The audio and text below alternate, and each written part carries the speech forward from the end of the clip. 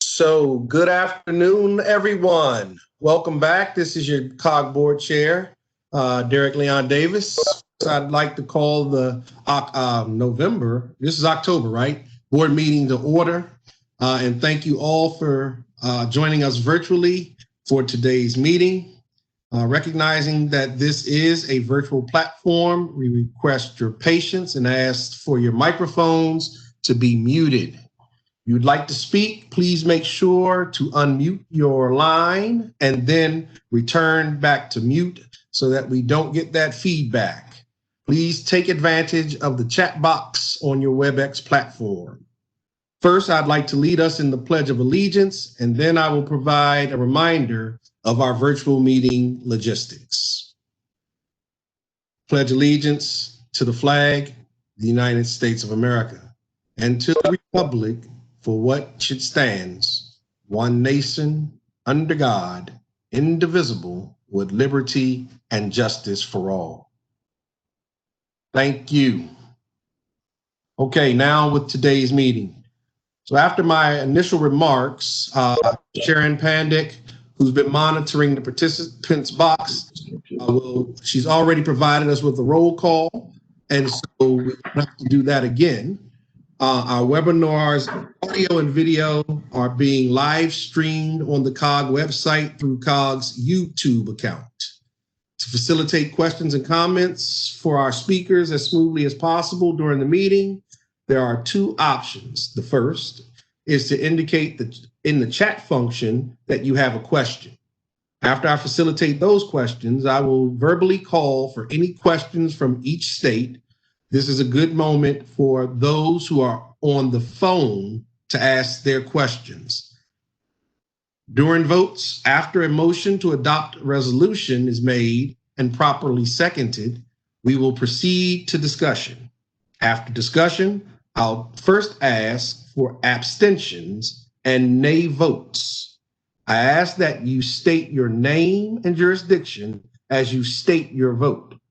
The rest I will take as a yes vote. Again, we're only asking for abstentions and nay votes. And if you choose to abstain or vote nay, please state your name and your jurisdiction. A reminder to read along via the electronic board packet with the link sent out to you by email and posted on the COG website. For all of you who multitask, please make sure that you read along. If you have an IT question during the meeting, please email or call Pat Warren. Okay, we have the roll, so let's get on with our business. One note, one reminder, please note that in order to observe Veterans Day, the November COG board meeting will be held on Thursday, not Wednesday.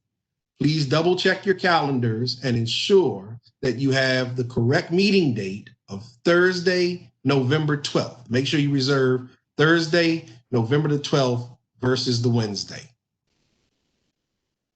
Okay, as you heard, at our last meeting, COG and the Transportation Planning Board are hosting a virtual town hall series held monthly from September 2020 to January 2021. It's called Learning into 2021, More Equitable, More Resilient. As I was able to attend the first session of the series last month, we had a brilliant presentation from our good friend Jim Johnson from the University of North Carolina. And all who participated left with many things to think about. Some of the topics that probably leaped to the top of mind is he talked about certain uncertainty, definitely the times that we live in, and that we're going to be on our way to a new normal. And we have some disruptive demographics that we must consider. And he gave us an acronym that I jotted down and I've started to really contemplate. It was VUCA, V-U-C-A, volatile, uncertain, complex, and ambiguous. Those are the times that we live in. So I could probably reflect on, because beyond just contemplating, I've probably taken about 4 pages of notes from Jim's seminar, and I look forward to the one that's coming this Friday at noon, same bat time, same bat channel. So I strongly encourage all board members to take advantage of this series and register for the next session taking place this Friday at noon. For more information, please see page 4 of your board packet. Hope to see you all there virtually. Chuck, I'm looking, and I think our TPB board chair was also on that. If she would wish to share just a minute of reflections, I would be open to it. Are you there? Yes, sir, I'm here. Thank you very much. Kelly, yep, there you are. Yes, sir. It was awesome. I was unaware of the time passing. It was such an interesting and riveting conversation. And I think it's a great partnership with COG Board and TPB to bring this forward in these times. I think really showing some good leadership and coming together. And so please join us on Friday and for the future sessions if you can. Thank you. Thanks so much. Tell all of your friends it's open. Let's jam pack the room. Oh, it's virtual. So let's make use of the virtual opportunity. And with that, and just a little bit over time, let me turn to Mr. Bean for the Executive Director's Report. Chuck, it's on you. Thank you, sir. 3 items today. I'm going to ask 3 staff to hit those items. So as Monica brings up the slide deck, the items are air quality, and Steve Walls is going to report on that. And if one of the staff members could drop that nice link to the NBC piece on air quality in the region into the chat, folks can look at it on their own. So first up, air quality. Then I'll go to Jenny Shear with updates from the Chief Health Officers Committee, and then Tom with some comments on elections planning. So Steve Walls, next slide, you are up. Thank you very much, Mr. Bean. As this slide shows, we have really made great progress over time to reduce our ozone pollution in our region's air. These dramatic reductions from when we started really 4 decades ago, but showing here from 1997 onwards, are due to really the investments that all of you have made in work across the region to reduce the emissions of pollutants into the air, along with the work that the states have done and the federal government have done. It's reduced both the transport or the blowing of the pollution in from outside our region, as well as what we produce here. And so you can see, again, just this dramatic reduction over time. And this is a really great illustration of the effectiveness of the investments that you all have made. If we go to the next slide, we will see that this past year, this ozone season in 2020, again, has been the lowest since we've been measuring it over 4 decades. We only had 2 code orange or days that are unhealthy for those with respiratory problems or heart problems, and no of the code red days that are unhealthy for all of us. And actually, we've had only 1 code red day in the last 5 years. Again, this builds off of all the investments that you've made, but this year also it has been it is lower because of the restrictions that have been put in place because of the COVID-19, which has lessened the amount of transportation and other activities, electricity generation and other activities that caused some of these emissions. And then we actually got a little bit lucky on the weather. But it's interesting that we had the second longest stretch of 90-degree days since we've been keeping records in this region, and which has typically been a trigger for bad ozone days. But they didn't get, except for the 2, they didn't get bad ozone days this year. So it's done very good, but this still hasn't, this performance this year still hasn't gotten us to meet the federal health-based ozone standards yet. So this shows us we still will need to do more. We're doing modeling and other work to know what happened this year and see what we can put in place. So we're looking forward to continuing to work with you, but we should be very happy at the great year we've had. Thank you, Mr. Bean. All right, thank you, Steve. And thank you to members of the Metropolitan Washington Air Quality Committee. We have David Snyder, who's chaired that committee in the past. Let's go on to update from the health director, so COVID update. So next slide, please. And Jenny Sheeter, could you provide an update? Yes, good afternoon, everyone. I'm happy to provide you with a brief overview of COG's COVID-19 work. So early on in the pandemic, the Health Officials Committee increased the frequency of their meetings from monthly to weekly as the situation evolved rapidly, even from day to day. These check-ins are unstructured, allowing for health officials to lean on their colleagues to receive updates from each other and to discuss strategies to overcome the many challenges of the pandemic. Just this last week, the chairs of the Health Officials Committee, Dr. Travis Gales of Montgomery County and Dr. Nesbitt of the district, led an effort to put out a regional statement urging those who participated in the White House Rose Garden event on September 26th to get tested and to contact their local health department for further guidance on quarantine. This statement came directly from the health officials who serve on the HOC. As we look forward, COG will continue to host our region's top health officials in now bi-monthly meetings to ensure adequate coordination and collaboration across our jurisdictions. Moving on to DAGGR. DAGGR is a med-surg dashboard that was originally introduced to the COG board back in May. The good news, it works. It successfully integrates med-surg data daily for the 29 hospitals in our region, including bed availability and the number of COVID patients. And we're making it better. Since it has been established, Johns Hopkins Applied Physics Lab is now looking to integrate additional public health data. This will include case and mortality data, and also pulling out aggregate information on those showing up to ERs and urgent care centers with COVID-like illness using Essence, which is our electronic surveillance system. And as we look to the future with DAGGR, although this tool was built in time for COVID, it will be available for future responses as well. Finally, on to contact tracing interstate exchange. As I presented to you all last month, DC, Maryland, Virginia, and West Virginia are working on a capability to securely and daily exchange information on individuals who need contact tracing. This is through a partnership with the Association of Public Health Laboratories, APHL. APHL will feature this project in the upcoming magazine Lab Matters, giving this work some national attention. So with that, I'll pass it back over to you, Chuck. Thank you, Jenny. Appreciate it. Let's go on to our third of three topics, elections planning. Next slide, please. And Tom Gates, could you provide some updates? Sure, thanks, Chuck. So as everyone knows, the general election now is slightly less than 3 weeks away.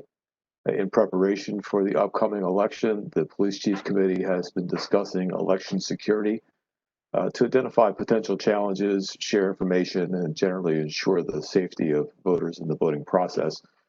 Last week, during the CAO committee meeting, the CAOs were briefed by the chair of the Police Chiefs Committee, David Huckler, on regional planning efforts. A few of the key takeaways from that discussion, I'll note. Planning for this year's election is not markedly different than in past elections, with the notable exception that in this election cycle, we expect this election cycle may be protracted, and there is probably a higher risk of civil protest post-election. Both of these conditions are being factored into planning. Some jurisdictions have fewer polling places, but they have an increased number of ballot drop boxes that require security. So plans for security around that condition are being developed. Management of transportation and traffic around polling sites, particularly very large polling sites, is being considered by the police chiefs. In some jurisdictions, SROs are going to be redeployed to provide additional staffing support for election security. The police chiefs are working with the Intelligence Subcommittee and the Civil Disturbance Subcommittee to ensure regional situational awareness. And as is standard practice, there will not be an overt presence of law enforcement at polling sites for obvious reasons. But of course, the police agencies will be prepared to respond as necessary. COG Homeland Security and Public Safety staff continue to work with the police chiefs as we continue towards the election and then post-election. And if there's any additional information that we have, it's appropriate to bring to the board, we will do so at the next meeting. Thank you, Tom. And just wrapping up here, looking ahead, our next board meeting is Thursday, November 12th. Because the second Wednesday occurs on Veterans Day, November 11th, that's why we're having the board meeting on Thursday, the 12th. And looking ahead, we'll have our annual meeting on noon on December 9th, 12 noon on December 9th. And Mr. Chairman, as I turn it back to you, these topics are dense, so happy to answer questions either right now or board members can contact me offline for more detailed information. And as I pass it back to you, I also want to acknowledge, appreciate Monica's return to COG's offices following 2020 maternity leave. So we're glad that she's back as part of the team and supporting the COG board. And turn it back to you, Mr. Chairman.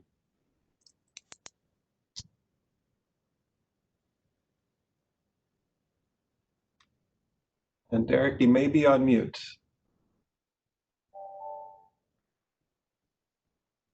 There you go. Unmuted. Yes, sir. There we go. Welcome back, Monica. Colleagues, if we have questions for Chuck with regard to the report, I'll take a short one from Chair Randall. A short one, huh, Mr. Derek? Okay, I got you. Okay, well, let's start. Okay. So, Mr. Gates, I'm a little confused because you started off saying that this election is not markedly different than other elections, and then you listed 5 ways in which this election is very different from other elections and much more, in my opinion, concerning. And so I was a little confused by that first statement. Tell me why wouldn't we have and maybe it's literally, I just don't understand this. Why wouldn't there be a obvious show of law enforcement at polling places to deter something that might happen? Why? I mean, the truth is, it's not a normal election year. It's going to be a much higher turnout, and I can tell you there are people who are pretty worried for valid reasons, and I don't think we should pretend like this is a normal year. It's not. So why wouldn't we have our law enforcement who's there be obvious, be in uniform and be obvious? Yeah. I would think that'd be more helpful. So let me answer both those questions. Thank you, Chair Randall.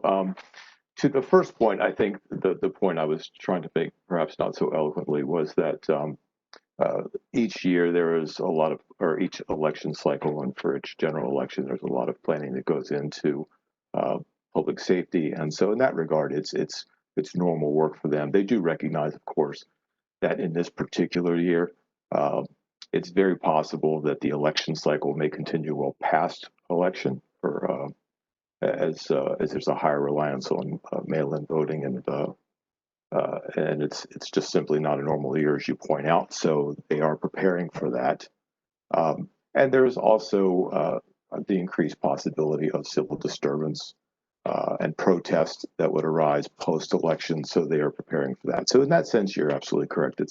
It's different than normal, but in many ways, in many ways, from a planning perspective for law enforcement, many of the same protocols and the same activities they engage in are being undertaken.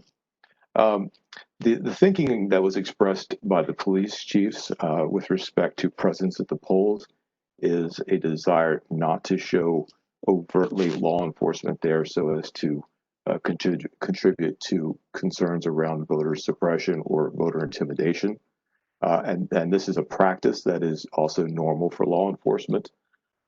They typically will be in proximity, but not be visible or highly visible unless there's a particular reason that it's warranted.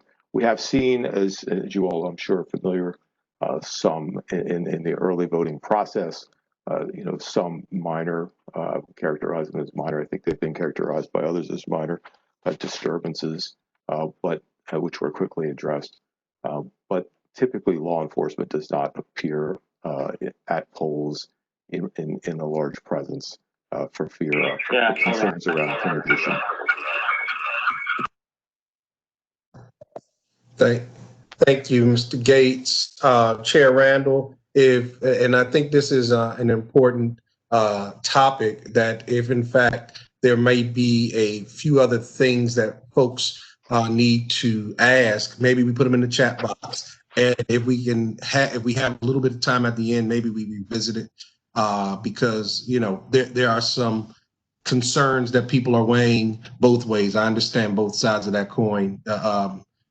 Presence could suppress, but presence could be warranted. So we need to keep that under consideration. Chair Randall, is that fine? We'll move on.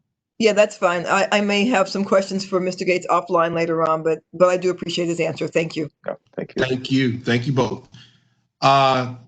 So colleagues, let's move on to item number 4, which are amendments to the agenda. And let me check to see if there are any amendments to the agenda. And I don't hear any. So we'll move on to item number 5, and that's approval of minutes from our September 2020 meeting. Is there a motion and a second? Penny Gross moves approval. There's a motion by Ms. Gross to move approval of our September 9th. Is there a second? Good. There's a second. Could you identify the second? I didn't see it. Okay, that was Mr. Adams. Appreciate it, Mayor Adams. Are there any abstentions or nay votes for the approval of the minutes? No abstentions? No nays? Hearing none, the motion passes. Let me move on to the consent agenda. We have 5 resolutions on our consent agenda today. That should be before you on your agenda. And so as not to have to read them in. Mr. Chair, I was going to move the consent agenda. Seconded by Penny Gross. All right, so we have a motion, it sounds like, by Ms. Newman and seconded by Ms. Gross to approve the consent agenda. Let me ask, are there any abstentions? Are there any nays? Hearing none, the motion passes. That gets us into our FY 2022 member dues recommendations. And this, I'm going to have Mr. Bean come back to brief us on the proposal for fiscal year 2022 regional member dues and regional fees. Afterwards, the board will be asked to adopt resolution 43-2020, ARA 43-2020, authorizing the proposal. First, I will turn it over to COG Corporate Treasurer and Secretary Kate Stewart to introduce the item. Kate, the floor is yours. Thank you, Chair. So the Budget and Finance Committee met on September 30th to review those member dues and regional fees for fiscal 2022. The proposal we're discussing today includes a rate decrease. Yes, you heard me correct, a decrease, a first in COG history, and in the opinion of the Budget and Finance Committee is a fiscally sound approach in these uncertain times. I want to thank my colleagues on the Budget and Finance Committee, as well as the COG staff who pulled this all together for us. And now I'm going to hand it over to our Executive Director, Chuck Bean, to review the details of the proposal. Thank you. Thank you. Thank you, Mayor Stewart. And next slide, please. This slide has the COG membership as well as the leadership of TPP and MWAC. The circled members are who composes the Budget and Finance Committee. Next slide, please. Just as an overview of some of COG's work, this is a sampling of some of our collaboration, peer exchange through committees. Now I circled just one of these, Police Chiefs Committee, just to make the point that some of these may have several subcommittees. You heard Mr. Gates a moment ago, a couple of subcommittees under the police chiefs are the Intelligence Committee, sharing intelligence, local, state, and with federal, and the Civil Disturbance Coordination Committee. So next, please. This next slide is a pie chart of COG's overall budget, and we've circled the member dues and regional project funds, which is under consideration today. As a practice, we bring the dues rate to the board in the fall. That's in order for the jurisdictions to incorporate these assumptions into the formulation of their budgets. And then we'll bring the full COG budget for FY22 to the board in May. Dues represent about 11% of the overall budget of COG, so about 4.6 million. Next, please.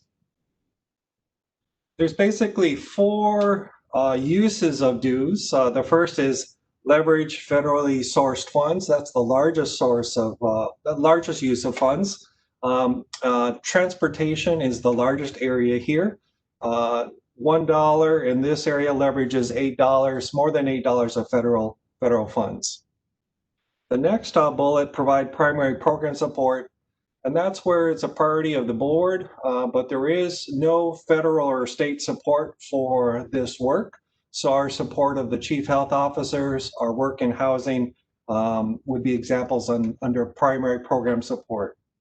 The third, leverage additional resources, generally corresponds to a lot of our environmental work, but also our public safety work. That is where dues provide some leverage, but they're state and federal or other fees that provide support to help us do that work. Fourth, additional member services would be typified by our cooperative purchasing, by our advocacy work, by our external training efforts, and it might be a report on something that was not a new and emerging issue. So the next slide.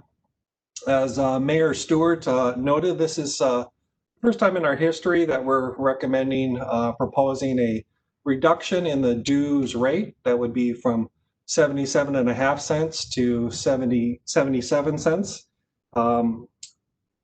This is basically reflective of being mindful of the circumstances of the recession and what local governments might be experiencing as they formulate their upcoming budgets.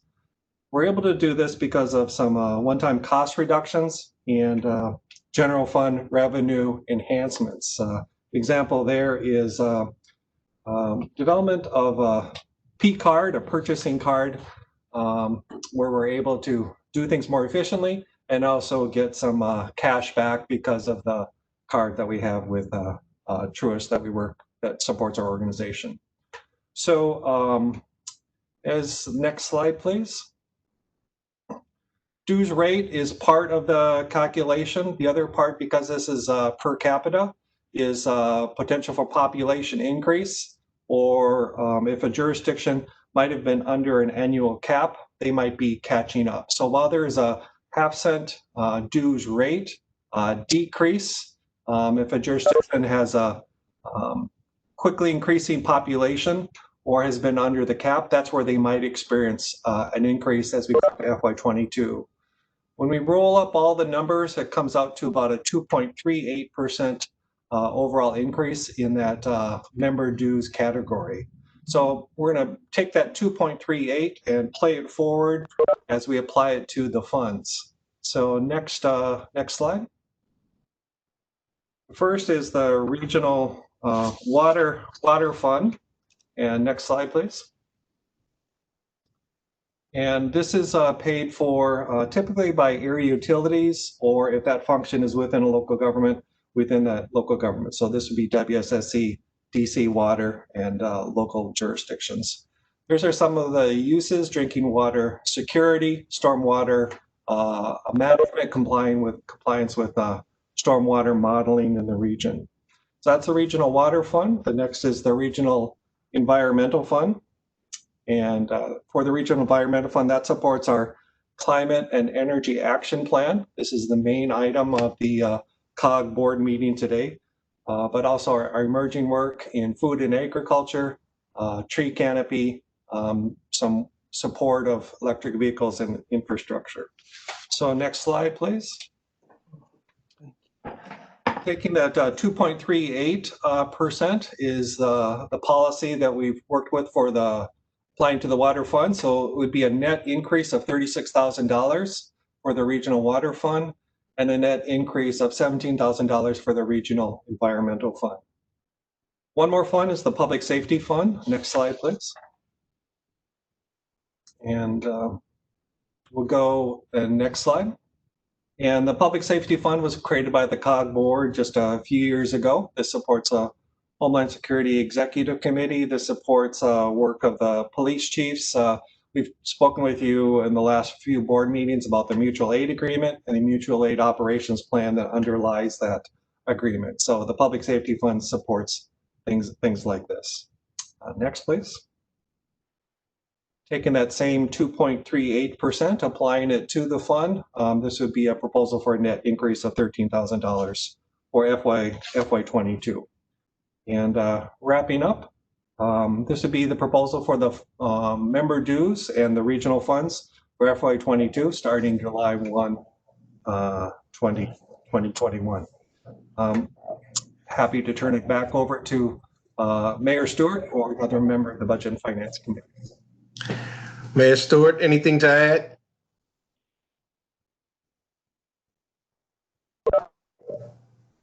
Sorry, my apologies. I couldn't find my mute button.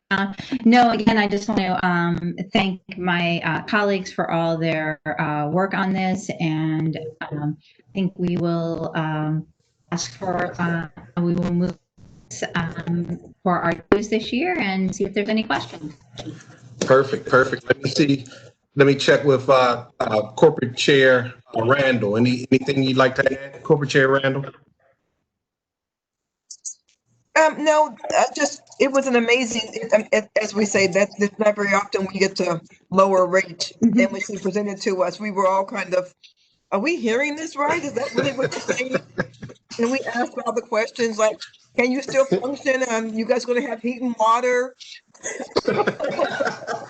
Did we cut out toilet tissue? What happened here, right? Is it going to be okay?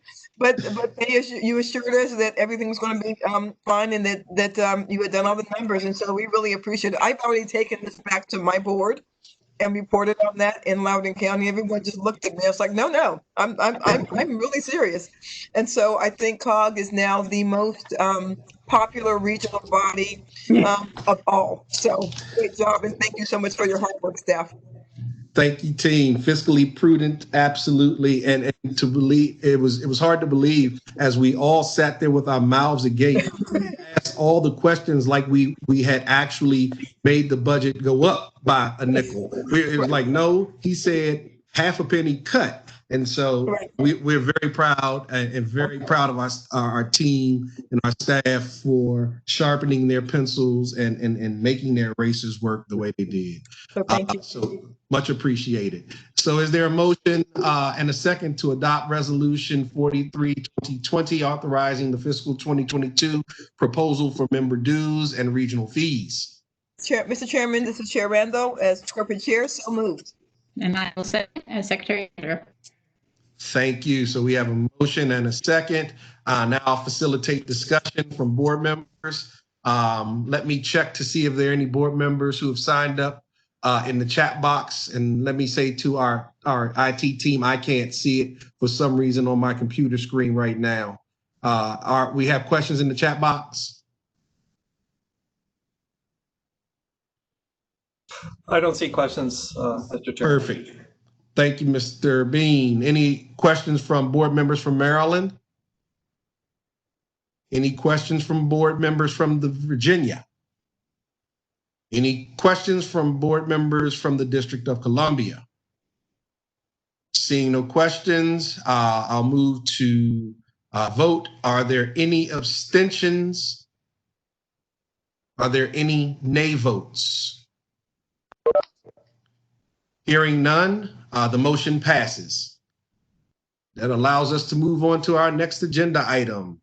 The board will be, and thank you everyone for that. This is a momentous moment for us to have an actual cut in our rate, and we should go back to our jurisdictions as Corporate Chair Randall said and share with them and then thusly because our jurisdictions will want to know how COG did it. They'll be calling you guys, Chuck. So number 8 is a joint letter with the Transportation Planning Board supporting the allocation of additional federal funds to state and local transportation systems as they recover from the economic setbacks of the COVID-19 pandemic. Afterwards, the board will be asked to adopt Resolution 44, 2020, supporting the request and a letter to our congressional delegation. Let me turn back to Chuck. Thank you. I'm going to tee up TPB Chair Kelly Russell for comments. This is a joint letter. Perhaps after her remarks, some of our over members like Vice Chair Dorsey or Chair Wheeler would be inclined to move approval. Kelly? Thank you, Chuck, and thanks, Derek. As elected officials, we're all really keenly aware of the financial hit to our local economy in this pandemic, and we are all working incredibly hard for our residents and businesses to provide for their needs. But additionally, apart from the hardships it's imposed on our people, it has severely strained local government's ability to fund their ongoing activities while also funding new needs to tackle the pandemic. One of the big budget items for us at local governments is funding our transportation system, which is so critical to our communities and their economic well-being. The same is true at the state government levels as well. We find ourselves in a catch-22. We need the transportation system to support the economy, but the economy has faltered and is unable to provide the funding needed to support the transportation system. Nowhere is that challenge more evident than in our public transportation systems, local bus systems, commuter rail systems, and of course our regional transit metro. We are very appreciative that the federal government recognized this and acted back in the spring of this year to provide emergency funding to public transportation agencies. Now, with the pandemic continuing as long as it has, and the duration still uncertain, we know that the first round of emergency federal funding will be running out for public transportation systems. We also know that the state and local governments who have been funding other transportation needs without the first round pretty much have emptied their bag of tricks, are urgently in need of some assistance. So in order to support and lift our communities, on behalf of all of our member localities and our state transportation agencies, we need to reach out to this region's congressional representatives to quickly enact a second round of emergency federal funding for our transportation systems. As chair of the TPB, I'm pleased to join hands and hearts with the COG board to make this critical request. So I thank you, Chuck, for working with the TPB staff in drafting this letter, and I'll turn it back to you now. Thank you, TPB Chair Russell. Chairman Davis, Conti or I would be happy to provide any substantive remarks or respond to any questions, but be just as happy to turn it either to Vice Chair Dorsey or Chair Wheeler if they would like to move approval of this. Thank you. Chairman. Yep, Mr. Dorsey. Chairman, if I could propose that Chair Wheeler join me in co-moving adoption of the resolution authorizing this letter, that would be terrific. That would be great. I'd love to move it with you. That'd be great. We're creating new parliamentary tactics right here before your eyes. And if they tell you that someone has to be a second, I can be a second. If the lawyer tells you someone needs to be a second. So we have a co-motion, not a co-motion, but a co-motion by Vice Chair Dorsey and Commissioner Wheeler. Is there someone who wants to make a co-second for the record? I will, Chair. Bridget Newton from Rockville. Thank you, Ms. Newton, for going along with us. So we have a motion and a second to adopt the resolution R44 2020 for the letter to our congressional delegation. Let me now turn to discussion on that motion and back to Vice Chair Dorsey, because I'm certain he has something he would like to add.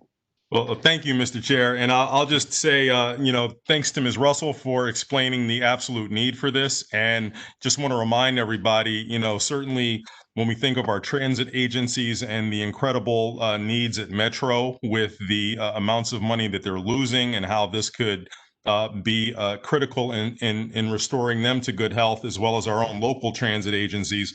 I just also like to remind us that the $37 billion in funding for state departments of transportation is also critical, not just to keep projects going, but just also to remember the macroeconomic effects. The projects that are delayed or canceled means that people who would otherwise be working on those projects are out of work, puts great pressure on our unemployment insurance systems, and certainly is disastrous for those people who need to rely on public assistance who would otherwise be ready to work and are eager to work. And so this has ripple effects throughout our entire economy, and it's a critical role for the federal government. So hopefully our congressional delegations take this sincerely to heart based on our joint entreaties. Thank you very much, Vice Chair Dorsey. This is just consistent with our commitment to transit in this region. We were first in with both feet and two hands when it was time to make sure that our metro system stayed viable. And it is something that, from the perspective of our housing ideology and our economic development plans as we move forward, that we know is inextricable. So these things are inextricably linked, and we will, as a Council of Governments, continue to support those efforts. And with that, let me turn to see if there are any additional questions from board members from Maryland. Any additional questions from board members from the District of Columbia?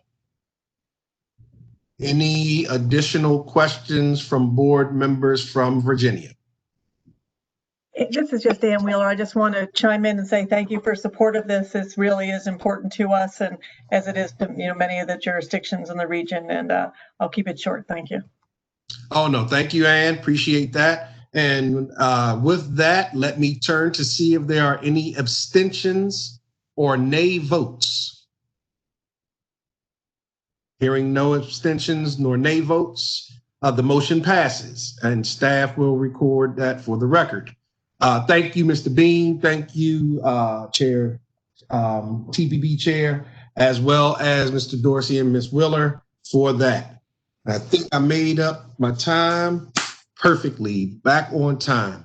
Moving on to agenda item number 9, Regional MARC VRE Run-Through Service. The COG Transportation Planning Data and Research Program Director, Tim Kanan, will brief the board on a recent market assessment completed by the TPB and a discussion on the potential opportunities that commuter rail run-through service can bring to the region. We'll also hear from the Greater Washington Partnership, from JBG Smith, Vice President for Public Affairs, Jay Corbellis, on their Capital Region Rail Vision Project, exploring how our region can create a world-class commuter rail system involving VRE and MARC run-through services within the next 25 years. Let me turn this over first to Mr. Kanan, I believe. Good afternoon, Mr. Chairman, members of the board. I'm pleased to be here today. I think we're queuing up a presentation for everybody to see here, but while we're getting ready to start, I also want to note that there is, in addition to the slides I'm about to present, there is a memo in today's packet that includes a brief description of the project and the report. 2 years ago, VRE and MARC asked TPB to conduct a market assessment for run-through service. This topic has been on the table for decades at the conceptual level. Ongoing planning activities and infrastructure projects have renewed interest in this concept. MARC Cornerstone Plan, capacity expansion proposed at Union Station, the Long Bridge Environmental Impact Statement, and additional passenger railroad capacity in Northern Virginia all have sparked new interest in this concept. MARC and VRE staff thought it was very timely to take a fresh look at the concept of run-through service and asked us to conduct a high-level market assessment to determine 2 things. One, what stations might attract riders for run-through service, and 2, how many riders could such a service attract. So after we committed to performing this study, its relevancy became even more critical. After the subsequent to commencing the study, Amazon announced its location of HQ2 at National Landing, and the Commonwealth of Virginia's intention to enter into an agreement with CSX to acquire existing rail and right-of-way. Then this past spring, the Maryland General Assembly passed a bill supporting the run-through service concept. However, due to the impacts, fiscal impacts of COVID-19 virus, the governor vetoed this and any new legislation that required any kind of additional funding. But this certainly is not the end of the story. The concept of commuter rail run-through service is worthy of consideration. Residents in the region would have access to more jobs and housing within a one-seat transit ride and could reduce their dependence on driving. This same applies to access to education, culture, recreation, and shopping opportunities. In turn, it would also increase the talent pool with the reasonable commute to employers. It would increase transit options across the Potomac River. It might reduce passenger crowding on Metro Rail. It might reduce pedestrian crowding at Union Station. Many MARC and VRE commuters today end up transferring to other forms of transit to get to their final destination. Run-through service might be an opportunity to reduce or eliminate that need for transfer. Right now, MARC and VRE store trains near Union Station during the middle of the day, where space is at a premium and very costly. Perhaps run-through service could reduce that dependency as well. Next slide, please. At the beginning of the study, we set off with 3 questions. What is the potential market for run-through service? Or in other words, what stations might draw run-through trips? How many riders would use the service? And finally, what are some of the critical elements that might be considered when planning for run-through service? This is a relatively small project that we conducted, and additional elements certainly may come up in more detailed studies or even as implementation is explored. Next slide, please. We hired an independent consultant who conceptualized travel demand by trip production and attraction. Trip production is the home end of one's trip, typically where one starts and ends their day. Trip attraction is the non-home portion of a trip, such as work, school, or shopping. This approach relied on using existing transportation data, MARC and VRE ridership surveys, data from the Census Transportation Planning Package, and the Maryland statewide travel demand model. MARC and VRE asked the consultant to use a very conservative approach, so please be aware that the study does not consider induced demand impacts on land use or potential service improvements. So the following results may not reflect the full potential for run-through service. Next slide, please. The consultant found that system-wide, nearly 5 million residents currently live in the combined production zones, and 1.4 million jobs are located in the combined attraction zones. By 2030, 16,000 weekday trips are forecast for this run-through service. Run-through trip production would primarily be generated in Maryland, with the greatest demand for run-through service along the Baltimore to Alexandria corridor, as well as a notable demand between Frederick and Alexandria corridor. The top production zone are in Baltimore, Prince George's County, and Montgomery County. Run-through service could double the ridership at L'Enfant, which is the top attractor. Other attractors would include Alexandria, Crystal City, Silver Spring, and Rockville. And because this is a high-level assessment, there are caveats, including the analysis was based on current service levels for both systems and the historical share of commuter rail trips in the region. As a result, the analysis is quite conservative and does not calculate trips induced by the new service. Next slide, please. In the end, this study found that there is indeed demand for, and therefore a potential market for commuter rail run-through service. And to more clearly define, quantify, and understand the nature of this potential, a detailed demand study should be undertaken. Next slide, please. And this is a perfect segue for me to conclude my presentation and give the floor to Jay Corballis, JBC Smith's Vice President for Public Affairs, JBG Smith, excuse me. Well, thank you, Tim, and thank you to the COG board and the Greater Washington Partnership. I think my colleague Joe McAndrew is on and will kick things off. Perfect. Yeah, thanks, Jay. Thanks, Tim, Conti, Chuck, Chair Davis, and the board members for your work on the MARC VRE run-through study. It's a critically important opportunity, and we're excited to partner with the board and other stakeholders, and including JBG Smith, labor unions, state and local elected officials, to build from this work and answer how we, as a region, can maximize the opportunity from the run-through service. My name is Joe McAndrew. I serve as the Managing Director for Transportation at the Greater Washington Partnership. The partnership is a civic alliance of the leading CEOs and employers from Baltimore to Richmond, focused on tackling regional challenges and in so doing, making our region the best place to live, work, and grow a business. Not all that far off from what you guys are all doing here at COG. Jay is with me here today. Jay is a thought partner and a voice for implementation in this effort. And Jay is the Vice President for Public Affairs at JBG Smith. He's a member of the Rail Vision Advisory Committee that we're going to discuss today. And I'm going to go ahead and hand it over to him really quick to introduce the purpose and the need for this effort.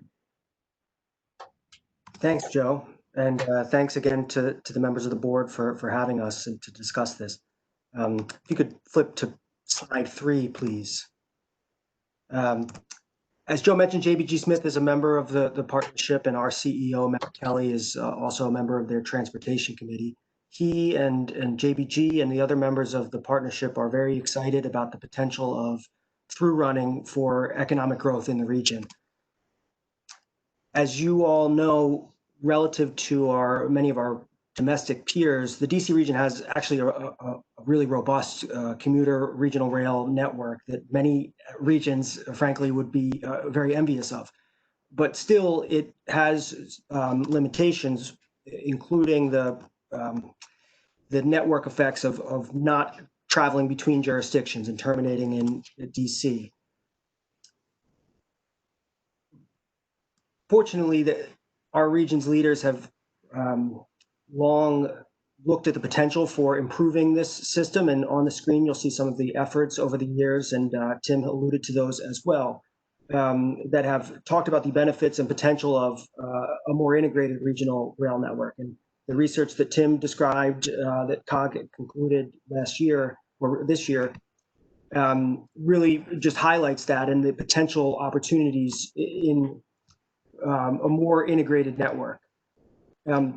Thus far, there has not been a look at the specifics of what would be needed to achieve this vision, both operationally and in infrastructure, and what steps you would take first. And so I think we see that ultimately as the purpose and need of the effort that Joe will describe in more detail. But the work that the partnership's doing is meant to take the work that the COG and others before have done in articulating the benefits and show how it can be done, and what needs to happen and what stages to make it a reality. And with that, I'll turn it back to Joe to talk more about what we're up to. Perfect. Thanks, Jay. Can you jump to slide 6, please? Just kind of present the purpose, the need, and ultimately the approach. You know, as we launched this effort over the summer with technical committee and advisory committee, building off the strong foundation of COG's Mark and VRE run-through study. I think that for us is a foundation. It shouldn't be, you know, the floor. We should be really looking at how do we harmonize, integrate, and maximize the potential.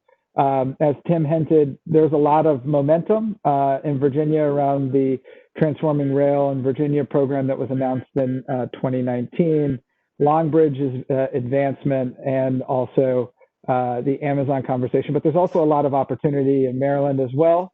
And we ultimately need to go ahead and create a shared vision and a shared expectation for what's possible. And that's what you can see here on this page. The rail vision is about an eight-month sprint that we're working on, a 2-part project here. One is looking at a vision report, looking out through 2045, that begins to articulate the potential benefits from a more integrated regional rail network at the regional level. While it's important to VRE and to jurisdiction present here, it benefits the region, and that macro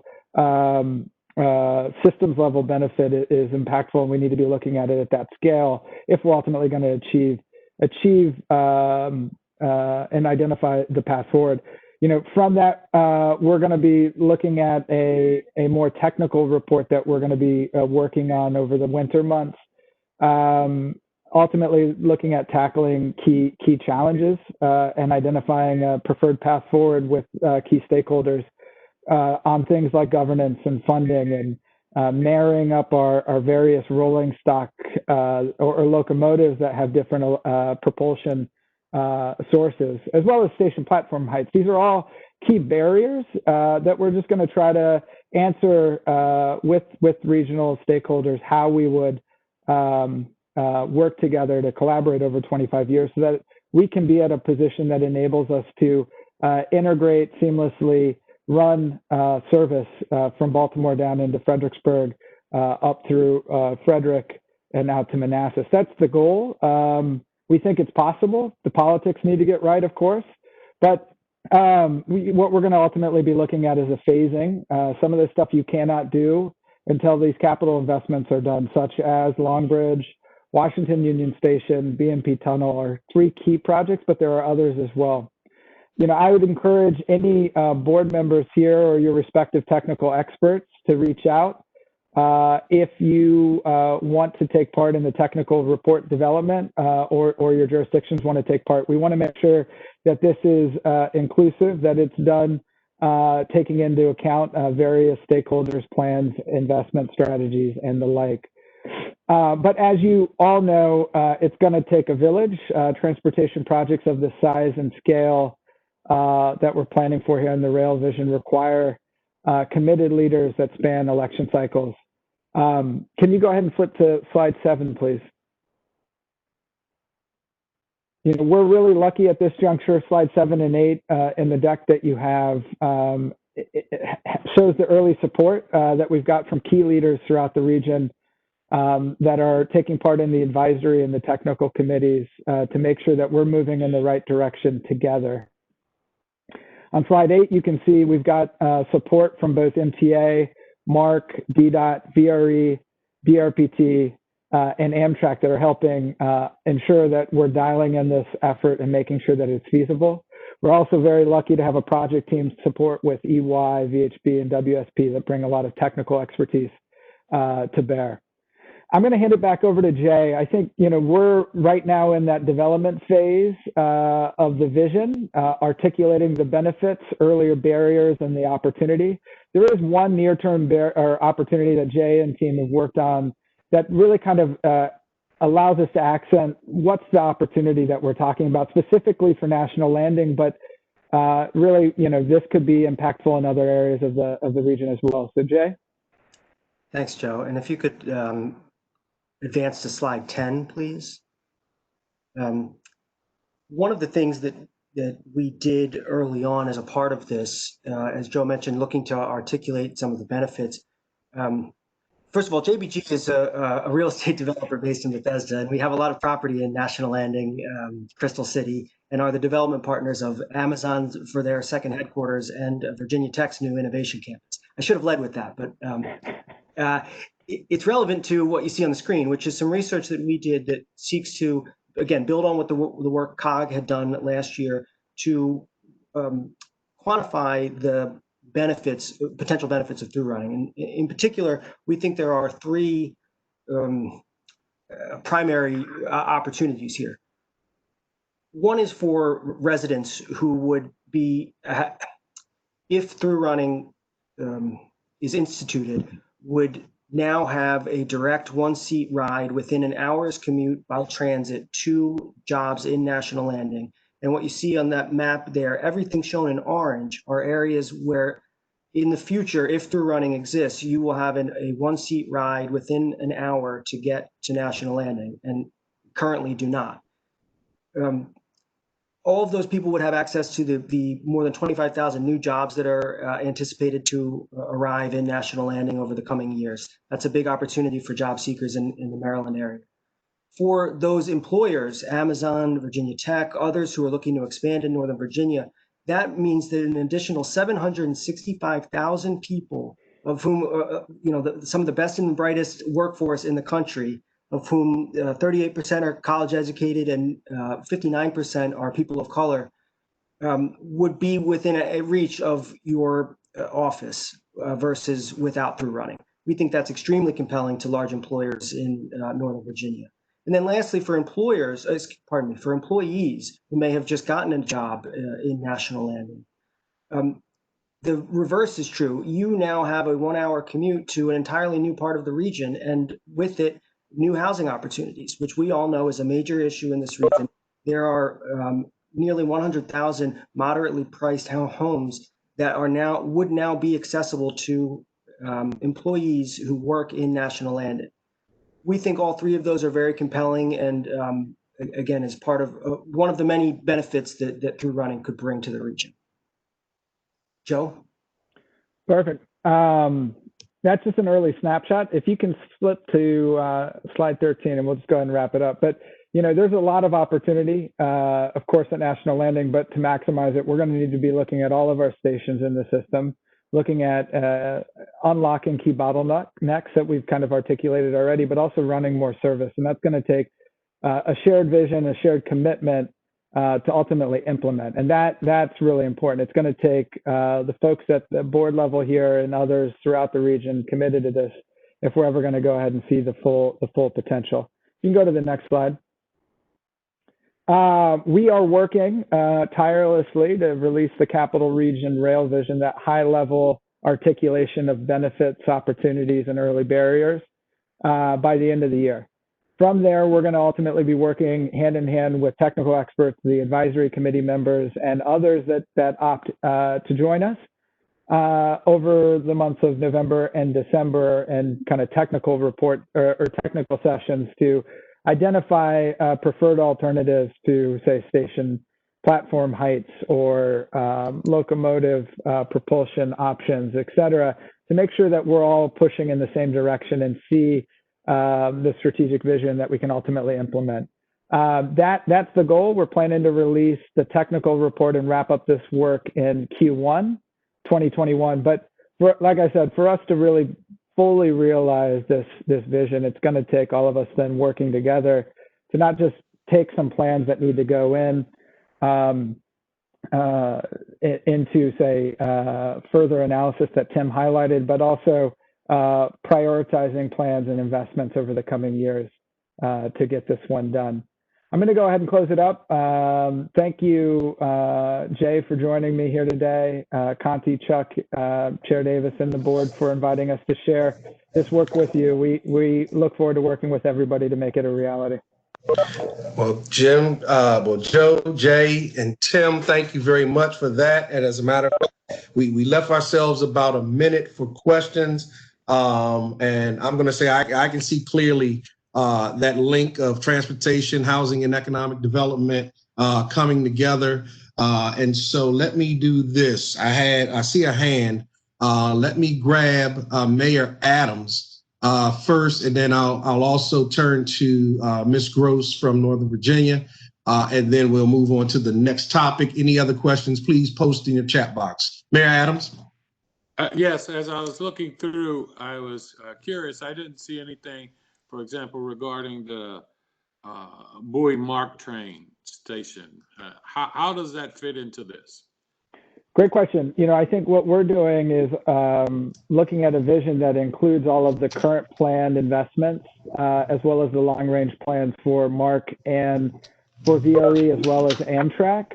So within that, we're looking at Mark's Cornerstone plan. That's their long-range rail vision, and have been in conversations with various stakeholders about the Bowie station and the opportunity there. I think what we're trying to do is articulate the long-term path forward, and I think we would like to ensure that we're not just benefiting Northern Virginia, but we're also looking at creating new economic opportunities at the stations in Maryland as well. Okay, thank you. Perfect. Thank you, Mayor Adams. Ms. Gross. Thank you so much. On slide 10, I'm not sure I understand what this is telling me, but the connecting to opportunity, you talk about Northern Virginia. Northern Virginia is huge. This shows National Landing in Alexandria, and it's like Northern Virginia doesn't exist. So could you explain to me, either what opportunities you see for Northern Virginia, especially based on this little map, or does the map need to be different? Thank you. Joe, you want to take that? Yeah, I can take that. So this is the a look at what would happen if trains, the MARC and VRE trains, were extending beyond Union Station, in particular focusing in on who can access National Landing. Right now, folks in Northern Virginia can largely, with through running or without through running, are going to be able to access National Landing at the same rate. What through running, in particular, just National Landing, is really going to benefit those in Maryland being able to access jobs at National Landing. We could run a similar type of study of what through running would look like, say, for Bowie or New Carrollton, right? In terms of a job, all of a sudden, if we have through running, you'd see more Northern Virginians being able to access jobs in Maryland. What the study looks at is, in particular, National Landing, and through running is really going to benefit Marylanders trying to access jobs at National Landing, and that's what the study that's what that slide is ultimately articulating. Thank you for the explanation. I think that if we want to get all the jurisdictions on board, this picture has to change, because I could not go back to Fairfax County. I'm sure Ann couldn't go back to Prince William. Phyllis couldn't go back to Loudoun and say, oh yeah, we need to get on board with this, because it doesn't show us anything. Thank you. Correct. This is an early snapshot of what's possible. There's going to be benefit for everybody, we hope. I think Brother Adams's concern might have been a bit of a mirror to that. We are early in this process, early looking at the numbers, giving all of us opportunities to think about it. Let me grab Ms. Briskman, and then I'll move into item number 10. Oh, that's okay. I was just giving a thumbs up to Supervisor Gross's comments, because there is a big blank area for Loudoun County there. I mean, I understand for through riding, you have to have the rail. So, but we'll see, maybe somehow integrating Silver Line in that. I don't know. But right now the Metro's not even discussed in the plan. So that's all. Thanks. Perfect. Again, Tim, Joe, Jay, appreciate you. Know this was your maiden voyage with regard to this issue. Expect that ship will dock again sometime in the future. And so make sure that you took all of the items to heed. And I encourage you to contact our member jurisdictions, especially my partner over in Bowie, because the MARC station over there, chair's privilege, is important to me. Definitely. Thank you. All right. For our last item of the day, you may recall from last month's meeting that COG's Climate, Energy, Environment Policy Committee, CEPC, is developing a 2030 climate and energy action plan, and briefed us on the issues and goal of the action plan. We will be asked to endorse a climate mitigation and resiliency goal to be included in the action plan. First, we will hear from CPC Chair Penny Gross. Thank you, Ms. Gross, for agreeing to chair. Followed by Ryan Glancy with the Global Covenant of Mayors International Urban Cooperation Program, and COG Director of Environmental Programs, Steve Walls. So let me turn this over to my good friend Penny Gross, then to Mr. Glancy, and then to Mr. Walls. Thank you, Chair Davis. I'm pleased to be bringing to you the Climate, Energy, and Environment's recommendations to set 2030 regional greenhouse gas emission reduction and resilience goals. I'm bittersweet about this, because most of the work was done with CPC under the chairmanship of Dan C. And so actually this should be Dan's opportunity. Sadly, he's not with us, and I am privileged to present this to you on his behalf and on the behalf of all the CPC members. Last month, as mentioned, we reviewed CPC's comprehensive work to develop a regional 2030 and a possible 2030 greenhouse gas emissions reduction goal. Since then, CPC met and recommended that COG adopt a 2030 greenhouse gas emission reduction goal of 50% below 2005 emissions by 2030, and a resiliency goal calling for the region to be resilient ready by 2030 and make new investments in resiliency. CPC also reviewed a draft 2030 Climate and Energy Action Plan and considered the steps needed to meet these goals. In order to give some broader context to our plan and goals, we will hear a presentation from Ryan Glancy, who has already been introduced, and also then that will be followed up by Steve Walls, who is Director of Environmental Planning at COG. There are a number of slides, but they should not take a whole lot of time to go through. So I would hope that you will allow the presentation, and then we will have some opportunity to ask questions. Mr. Glancy, the floor is yours. Thanks so much, Penny, and good afternoon, Mr. Chairman. Good afternoon, everybody. So as mentioned, my name is Ryan Glancy. I'm working for a European Union funded program called International Urban Cooperation.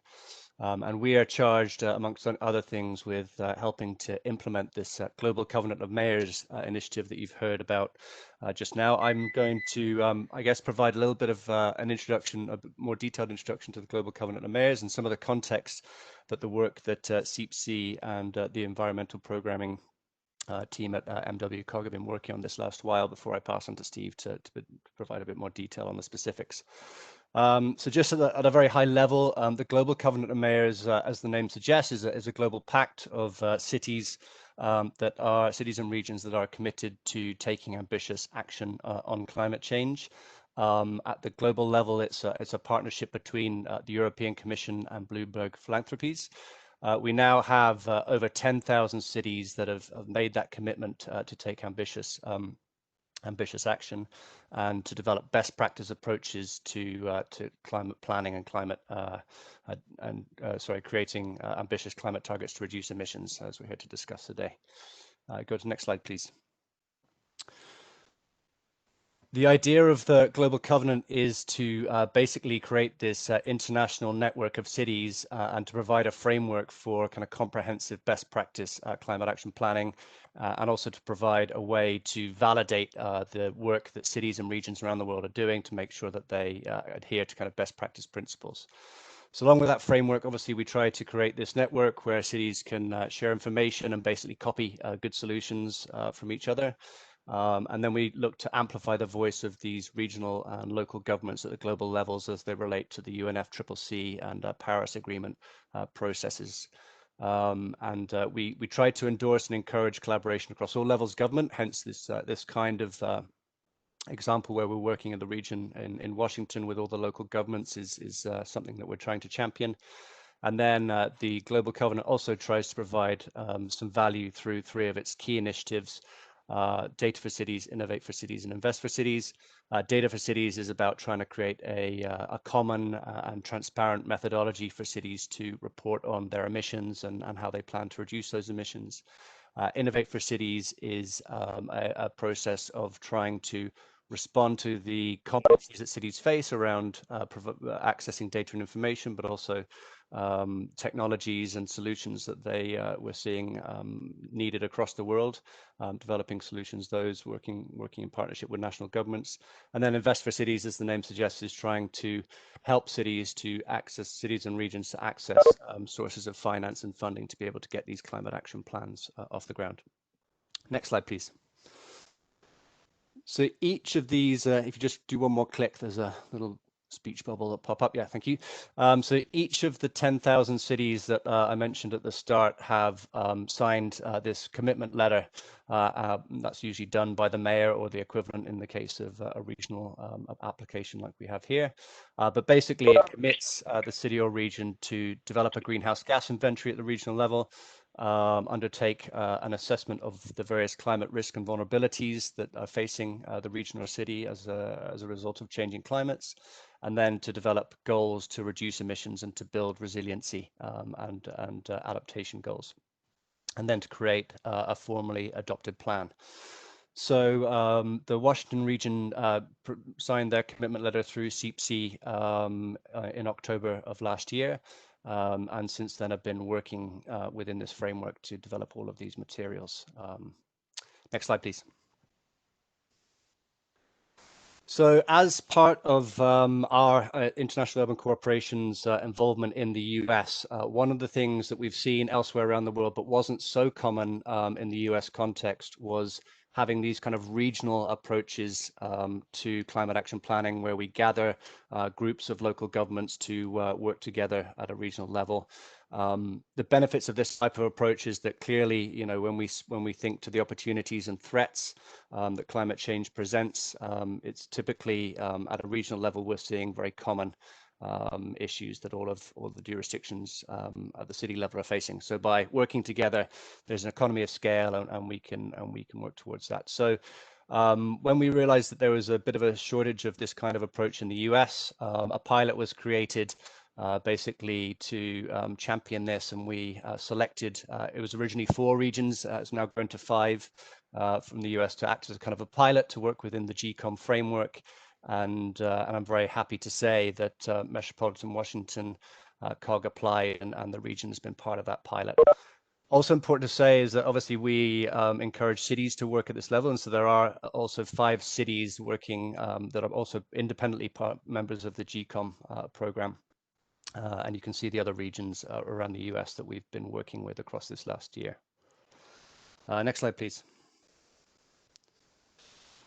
So just as we move into discussions around how this work has evolved in the resolution that Steve will present, just to give a sense of some comparisons of the levels of ambition that we're seeing from the other regions.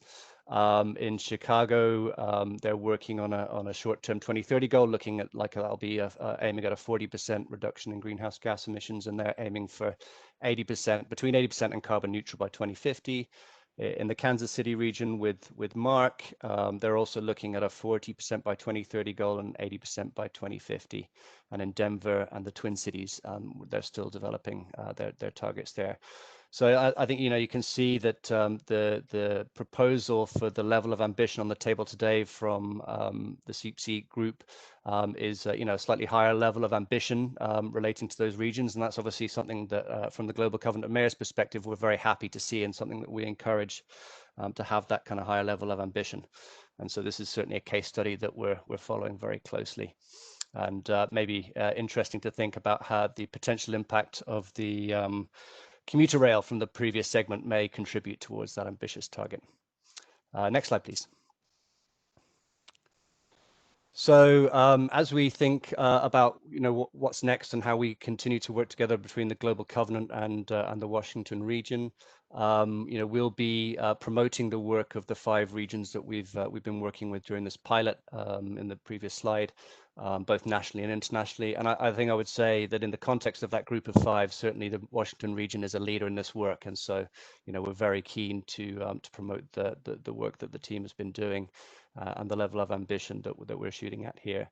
There will be, there's an ongoing kind of reporting requirement where we will be tracking the progress, working towards these targets on a biannual basis. So we look forward to seeing how this evolves and how we're moving towards those targets. And then obviously we're here to help implement this plan, pending this plan's approval and the target's approval. You know, the Global Covenant is here to help the region understand how to access sources of finance to move this forward, and to share case studies to make sure that this is a success. So I think that's all that I had here. So I will pass on to Steve Walsh to discuss a bit more the specifics of the Washington region and the resolution on the table. Thank you. Thank you very much, Ryan. And we're very pleased to be working with you and the Global Covenant of Mayors on this. One thing you didn't mention is the technical support that you've been able to provide to us through this process. So we're very appreciative. So today we're building off what we presented last month, as Penny noted, and now adding that CPC has acted to bring this resolution to you today. I'll move through these slides pretty quickly so that there is time for discussion and action. The first question we asked ourselves is really, why should we be doing this? And really, we look at this term called the cost of inaction. There's really a very significant cost if we don't go ahead and do this, and really increase risk to the health and safety of our communities. It was interesting, as I was preparing for this, I ran across a report that just came out this week from the United Nations Office of Disaster Risk Reduction that noted that there were more than 7,000 extreme weather events since 2000 across the country, which was a major increase. The previous 20 years prior to 2000, there were only about 4,000 such events. Of those 7,000, those claimed more than 1.2 million lives and affected 4.2 billion people, many of those even on more than one occasion. They also caused approximately $3 trillion in global economic losses, according to this report. Much of the difference between what happened prior to the last 20 years and during the last 20 years can be explained by a rise in climate-related disasters, including extreme weather events. The head of the Office of Disaster Risk Reduction really put it better than I think I could when she said, and I'll do this as a quote, "It is baffling that we are willing and knowingly continue to sow the seeds of our own destruction, despite the science and evidence that we are turning our only home into an uninhabitable hell for millions of people." Well, I think we can do much better of that in our region here, and this is the core of the effort that we're trying to do to bring our region forward so that we can both have the quality of life that we all want and be a leader. Next slide, please. I think we went through last time the regional greenhouse gas emission goals and the inventory that we have gotten to. This does tell us that we really only met 13% of our goal by 2018. And so it tells us that we really are going to have quite a bit of additional work to be able to meet the goals into the future. Moving on to slide 52. This is a waterfall chart, and I'm not going to get into it real deeply, but the red shows the forces that have caused our emissions to go up, and the blue show the forces that have caused our emissions to go down between 2005 and 2018. The big factors were that we had increased population growth and increased growth in commercial space, shown in the red, that caused increased emissions, but they were more than offset by the improvements in the cleanliness of the electrical generation system, a cleaner car and truck fleet, decreased vehicle miles traveled per person, and a mix of the many, many things that you all have put in place across our region that reduce the emissions.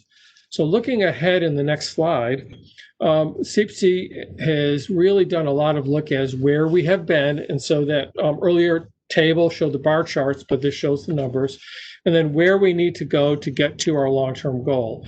And they believe that we really need to double down on activities to get to a 50% reduction from our baseline by 2030 to be able to get us back on track to getting to our long-term goal. Next slide, please. The first part of its analysis, we looked at, well, what happens if we don't do anything or really business as usual? This reflects what are kind of called on the way, on the books actions that we have already put in motion. And what it shows is that while we'll have population growth, while we'll have economic growth, we just will stay flat in our greenhouse gas emissions, so we really will not reach our goal. It's not even across all sectors. The graphic on the right shows that transportation over the next 10 years, through improvements that are on the way now, will have a decrease in emissions, but our residential and commercial energy use will go up. But overall, it's really flat.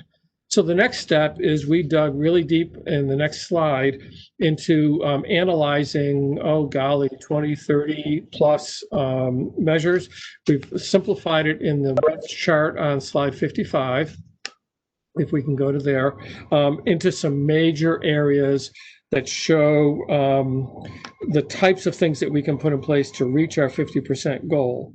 The big picture here is that most of the reductions will come from increased renewable electricity and renewable energy sources, energy efficiency, and then more transportation system emission reductions. We can group them on the next slide into these big areas. And then some of the basics in here is that we estimated that in 2018, about 13% of electricity consumption came from renewables, but that we need to grow that. So we're assuming that what the states have said they're going to do with their renewable portfolio standards will get put in place, that we will have a growth in distributed solar systems, or what we're seeing on individual people's rooftops, and that we'll see more green power purchases. So if we stay on 56 for right now, we'll see more light duty vehicles be cleaner. We'll see larger growth in new housing units and activity centers. Really, the whole goal is we want to get to zero in as many of these areas as we can. So let's look at a little bit more some of the specific policies that we have been putting in place across the region that then we can duplicate and expand to get to the goal. So if we go to the next slide, we'll see on our building stock. We can use in what has been done and what you can do. You can be using the leverage you have in improving development plans to have the residential and commercial development focus in activity centers. This allows for more efficient transit, but also the buildings that are built in these centers can be built as efficiently as possible, and really getting to these to be net zero energy buildings by 2030, or that you can produce as much energy as is needed in the buildings so that you're not causing additional emissions. You, as local government people, can lead by example for the buildings that you build and that you fund, and really getting to net zero, as a number of you have been doing, such as Arlington County and Prince George's County in your schools and elsewhere. So I think leading by example is a strong action you can take. You can also follow the District of Columbia's lead to require both buildings report their energy use, but also require improvements to the underperforming buildings. We recognize that you may not be able to have the authority to do this in all of the jurisdictions at this time, so this may also require advocacy at the state level to authorize you to be able to take these steps. Also, there's the types of financing work that can be done, such as quite a few localities are using property assessed clean energy programs, which allows and reduces the risk of non-payment of the improvements, and then setting up green banks across the region is another way to make it easier for the building owners to do these improvements. Moving to the next slide, talk about the renewables, which is really where we can see the largest reductions. There's a number of things that, again, you as localities can do. In Northern Virginia, for example, localities are becoming certified under the Soul Smart program by making their permitting processes for renewable systems more efficient and faster. There's a various levels, kind of like the LEED, that you can go silver, gold, et cetera. And so maximizing the ease of permitting is something you can do. A number of localities also can offer short-term incentives, such as reductions in property taxes or property values for homes installing solar systems. Localities can also install solar on their own facilities, further increasing the type of distributed systems. Montgomery County, Maryland has directly funded system installations, including a really nice microgrid system on its public safety sector headquarters. And now Virginia localities are using power purchase agreements to add solar to their buildings at no upfront cost, and then paying for those out of the savings in their electricity bills. Other localities, such as the District of Columbia, are purchasing green power directly from producers. You also can encourage companies across the region to produce green power for their operations. These types of purchases have been a really big factor in the amount of green power supplied to our region, particularly coming from the data centers and other companies, not just the data centers, but for example, Mars Incorporated, the candy company, is purchasing green power. So we can grow these over time. Moving to the next slide, we'll talk about some of the additional things we can do in transportation. First, we have set a good foundation with Visualize 2045, and as we showed in the transportation sector, the emissions should go down over the next 10 years. There's additional transit funding. We are setting targets for increasing the amount of housing and activity centers. There's a lot of vehicle mile traveled and reduction strategies. And this also counts on the vehicle cafe standards being as they have been at 54.5 miles per gallon. We'll have to see if that is kept in place or not. And if it's not kept in place, it's going to put more of the onus on us to do things in our region to be able to get the savings. But in the future, we have gone back and looked at the analysis that we've presented to you in the past, such as from the multi-sector working group, to have additional transportation demand management, to have transit incentives and fare reductions, to have possible use of roadway pricing, increased development in activity centers. And that would be supplemented with trying to get to zero in our vehicle fleet by having additional electric vehicle use across the region, and not just really for individual vehicles, but for the medium and heavy duty vehicles also, including transit trucks, including other delivery trucks that run around our region, and then also build out the regional electric vehicle charging network. So we can put these all together along with expanded transit and the micromobility around our high capacity transit stations to get to our goal. Waste management is the next section on the next slide that we can take a lot of actions. We're talking about, instead of the 50% diversion of waste from landfills and waste to energy plants that we have now, bumping that up to 80%, with looking at how we can reduce waste through promoting less waste in packaging and other sources, promoting more material reuse, implementing more widely composting, and boosting our recycling programs, both local programs, and then looking at producer responsibility. And that's really kind of an advocacy role for us to look at making sure that the producers, as they're selling us materials, think about reducing their waste.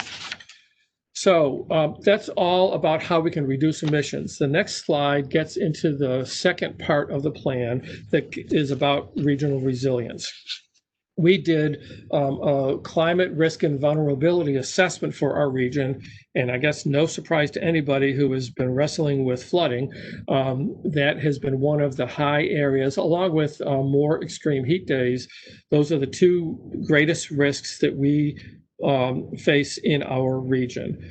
So we're going to need to do resiliency, which really entails planning and acting to reduce the effects of these acute and chronic risks and acute events, and then to be able to recover more quickly when those events do hit. So when we talk about resiliency, that's the core definition that we are working for.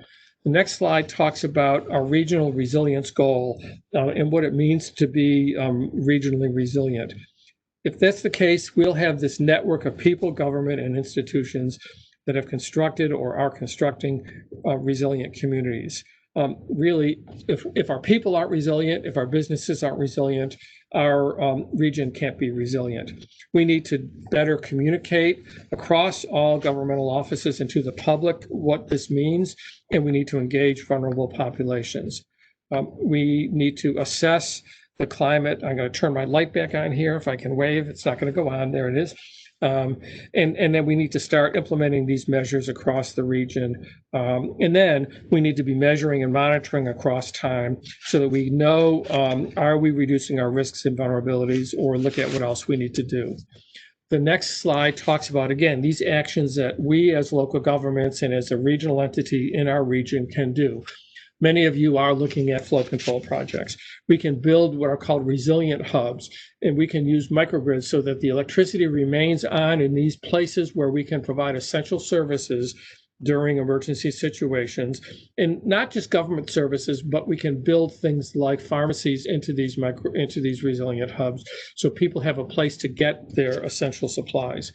We can also look at the heat island and tree canopy, white roofs, and other types of things that we can reduce the heat effect. And it's not only the daytime heat, but it's the nighttime heat we need to be looking at also. When these nights don't get below 70 degrees, people don't get a break. I mentioned on the next slide that we need to really be looking at equity and follow the lead of what the COG board did earlier this year. Under the GCOM protocol, they have something called sustainable energy access. And I think what that means for us is that we need to think about what is energy poverty in our region where people can't afford their bills, and make sure that everybody across the region has access to affordable renewable energy. To look where we need to do this work, we're going to overlay our analysis with the transportation equity areas and with the study of health equity in those areas of the region that have health concerns. And this will help us be able to focus in on the areas we need to work. The next slide talks about the other benefits of climate planning. We're not just doing this for climate planning, but there are many other reasons that make it where we should be doing this, also improve the cost effectiveness of the work that we're doing. For example, we will improve the public health through these actions. We'll have cleaner water, we'll have cleaner air, we'll reduce flooding and heat impacts. If we have use of the activity centers with high capacity transit, we improve our land use efficiency, which means we can protect the open space we have and leave that available for people. One of the items on the consent agenda today was to set up the ad hoc farm committee. And so we can, through this effort, improve our abilities to have our sustainable food systems. We can expand economic development, both in the companies that can use green energy, such as the data centers, as well as the jobs in energy efficiency and other things.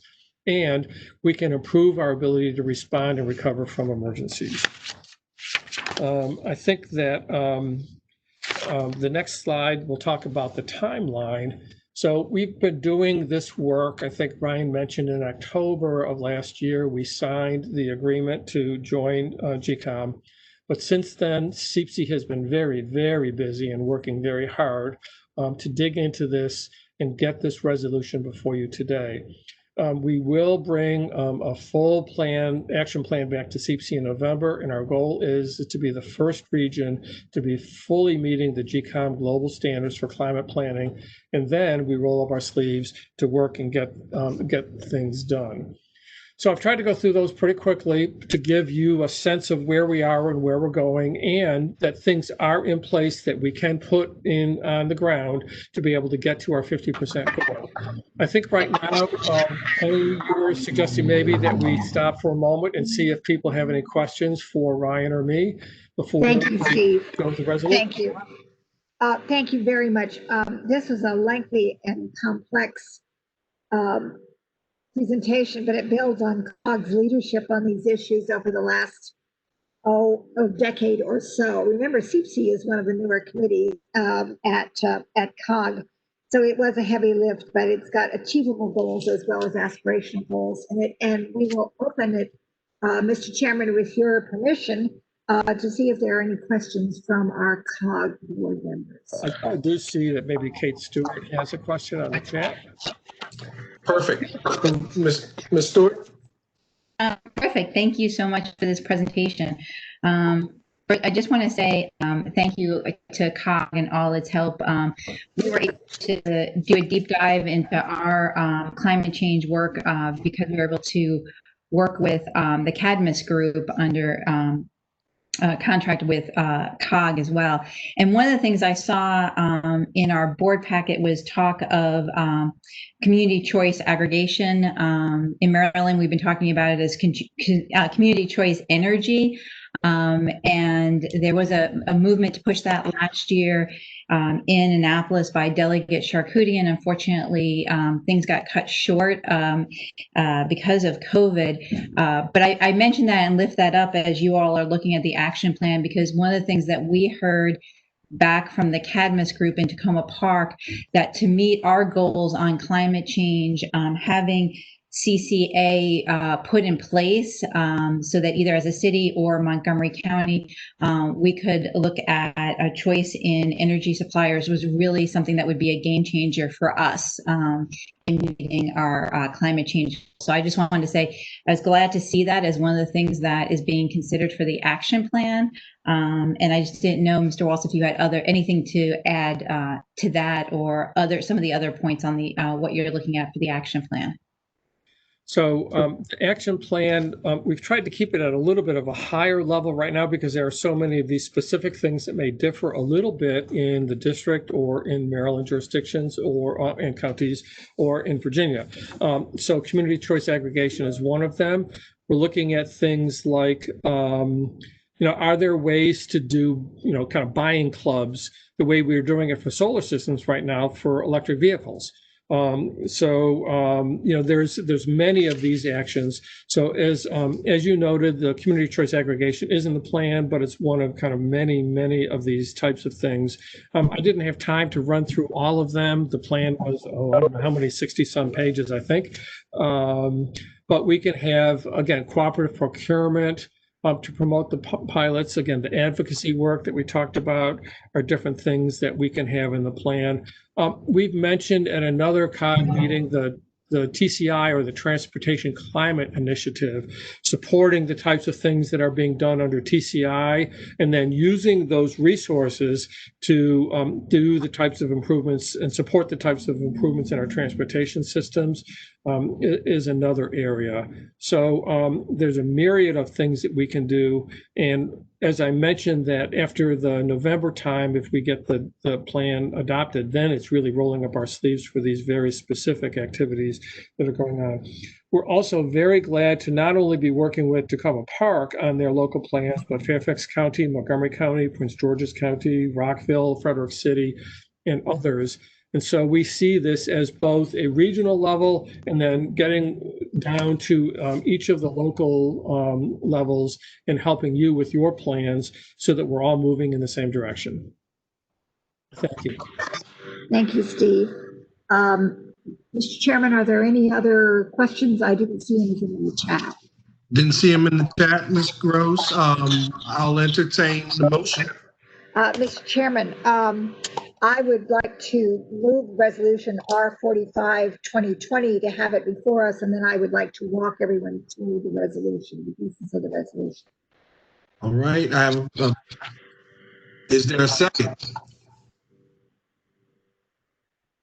Second, Chairman Randall will second, but there are questions in the chat, Mr. Chairman. I got you. Thanks. So as we have a motion and a second, let me now turn to a few more questions. I think I do see one on my text that says Corporate Chair Randall has a question. I did put in the chat. What I said was, would there be a willingness to call this a global covenant of mayors and chairs? In Virginia, heads of localities are chairs. Jeff McKay, for instance, in Fairfax, represents over 1 million people. And Wheeler and I both represent over 400,000 people. But because of the type of government we have in Virginia, we're not called mayors. We're called chairs. Mayors actually are of our towns and cities have a much smaller constituency than the chairs.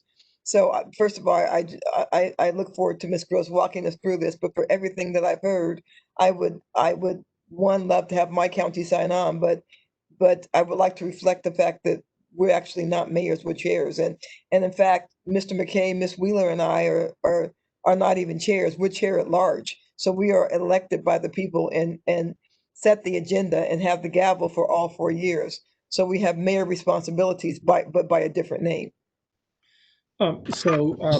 It's called the Global Covenant of Mayors, but clearly chairs of the county boards are very welcome to sign on, and the counties can join the Global Covenant of Mayors. One of the things we've tried to do by taking a regional approach is bring you all on board.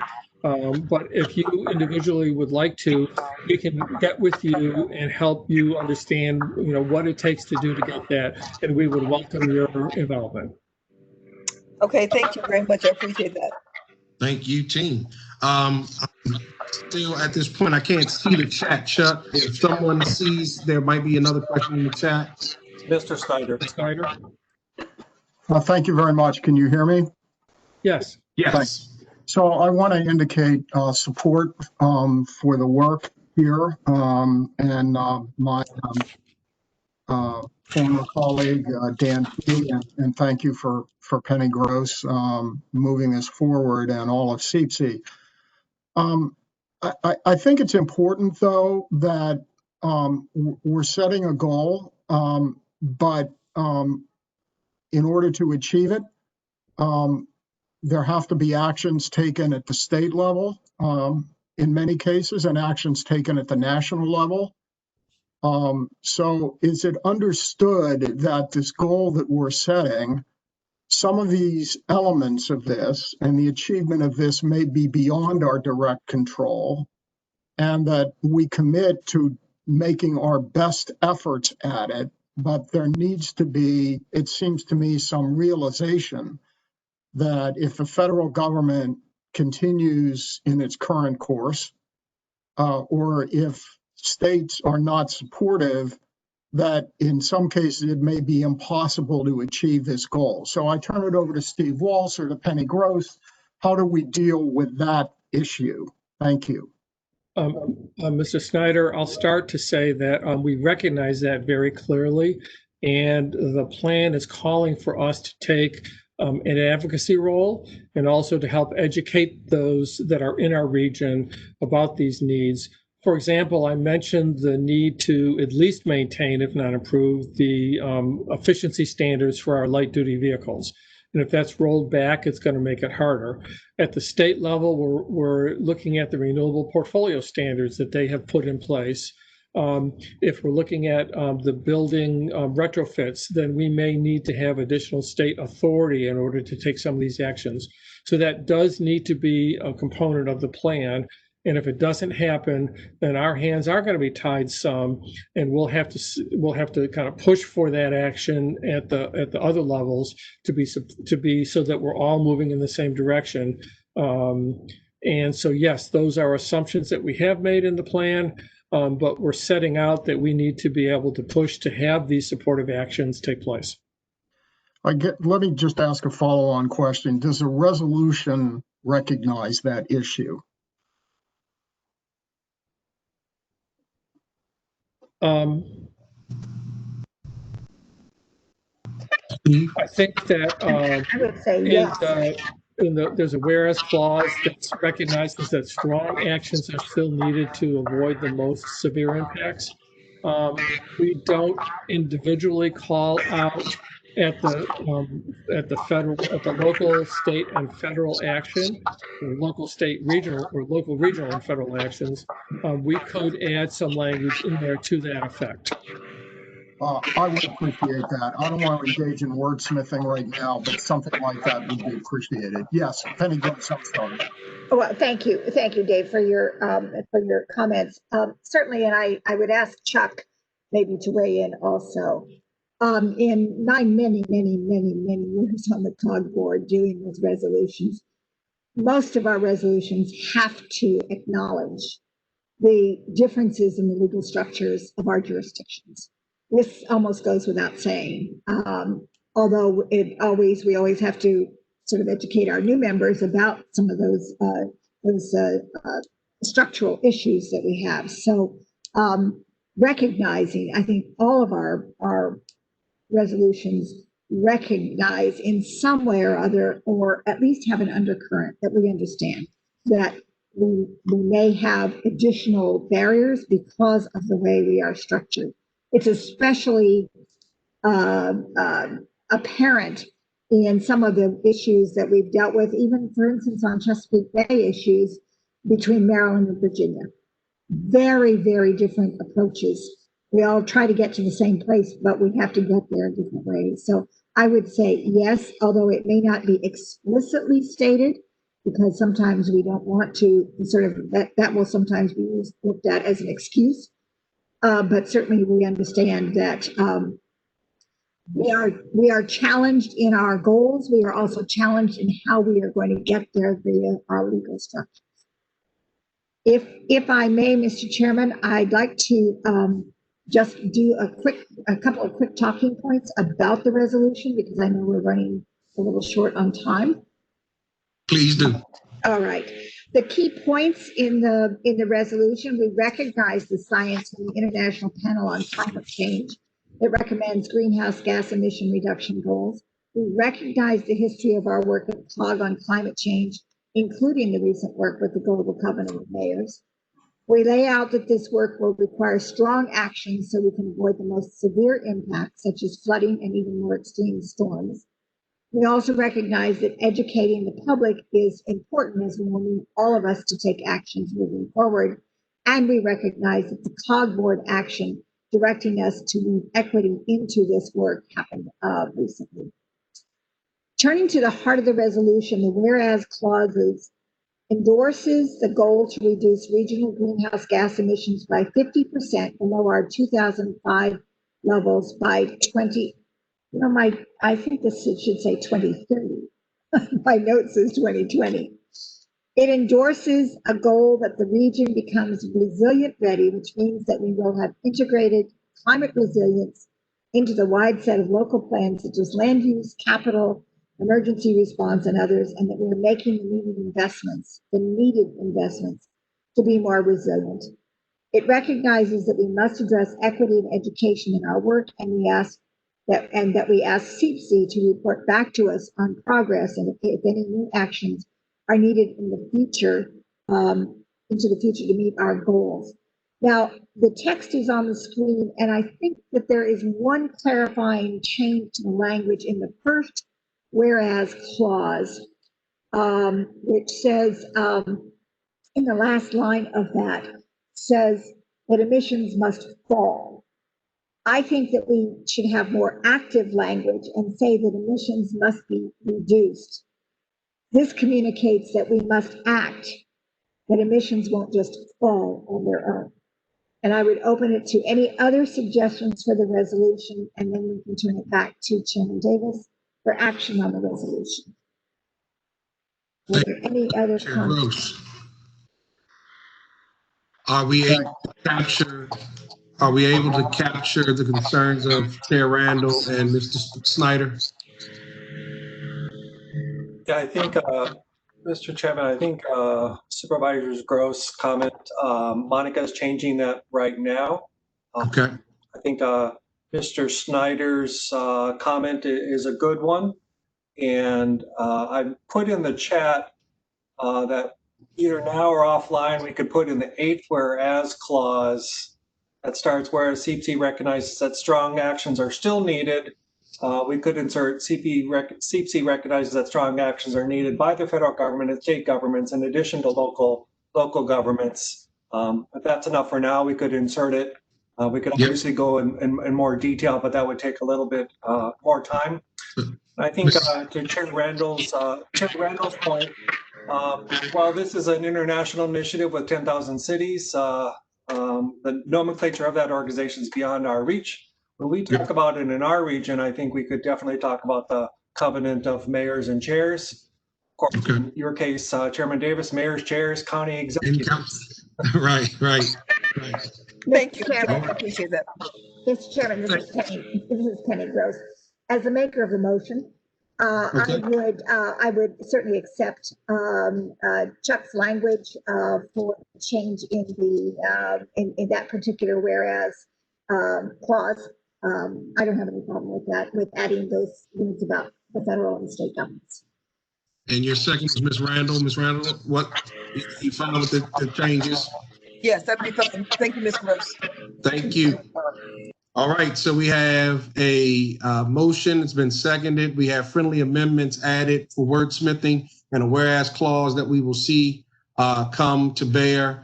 Let me see if there's any need for further discussion on the motion and the resolution. First, let me see if there's any further questions from board members from the District of Columbia. Seeing none. From the state of Virginia. Seeing none. From the state of Maryland, board members.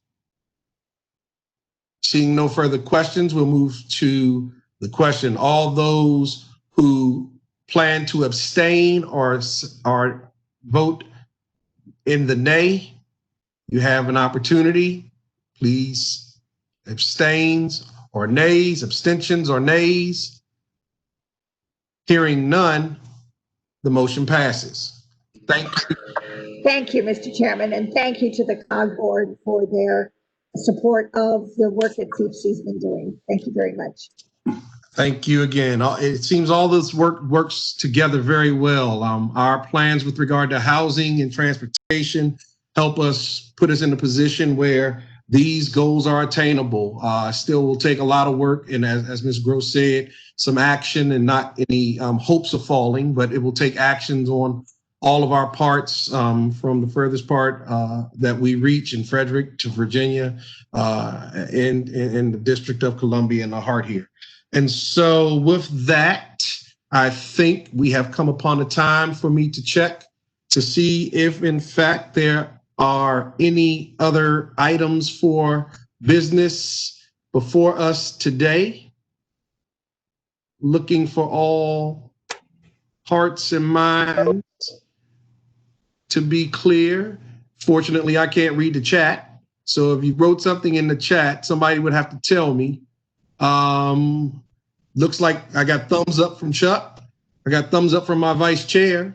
All right, so let me ask for, thank everybody for joining us and participating today in our Board of Directors meeting.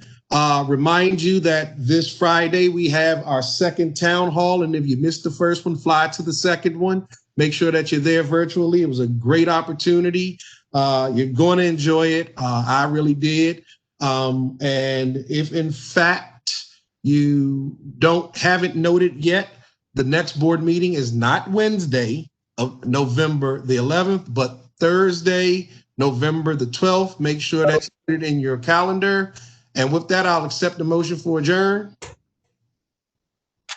It looks like I see affirmative by Mr. Adams and seconded with a nod by Mr. Dorsey. All who want to vote nay, say. The ayes have it. We're gone.